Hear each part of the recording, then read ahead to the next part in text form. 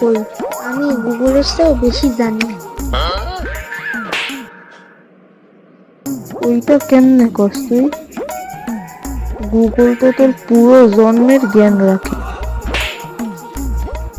আরে ভাই, গুগল কোনো মানুষ না, গুগল হলো মেশিন।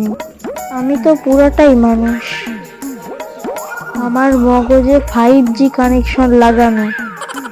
বাহ, তাহলে দেখি তো সূর্যের তাপমাত্রা কত, বলতে পারিস কিনা? আরে ভাই, গরমের হিসাব দিয়ে লাভ কি?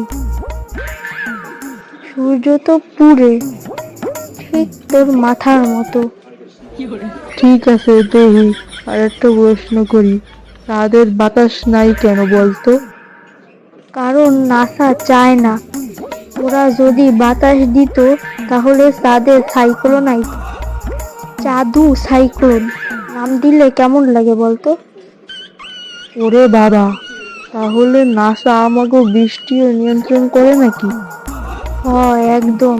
ভাবস নাই, গতবার যেমনে হঠাৎ বৃষ্টি আইলো, আমি বুঝছিলাম নাসার হাত আছে। বাহ, তোর লজিক একদম হাই লেভেল। ঠিক কইছস। আমাগো বাংলাদেশের মানুষরা এমনিও বেশি চালাক। আচ্ছা গুরু, আর একটা প্রশ্ন, পৃথিবী কেন ঘোরে? কারণ মানুষ একদিকে হাঁটে, বুঝলি? মানুষ একদিকে হাঁটলে পৃথিবীও ওই দিকেই টান মারে। ভাই, তুই তো এই কথা আইজ নাসার সায়েন্টিস্টদের কানে তুইলা দিলি। বলছিলাম তো, আমি গুগলের এক ধাপ আগায়।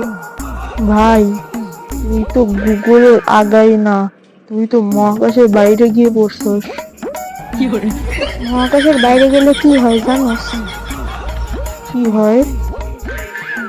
নাসা তো কিচ্ছু জানে না, কিন্তু আমি জানি। ওখানে ওয়াইফাই সিগন্যাল ভালো পাওয়া যায়। ভাই, তোরে নিয়ে একদিন নাসাতে যোগাযোগ করতে হইব।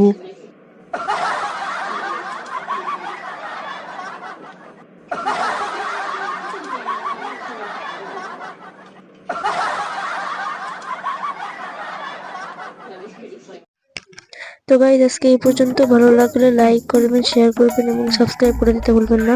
এরকম নতুন নতুন ভিডিও আরো আনবো, তো আমাদের পাশে থাকুন, সাপোর্ট করুন।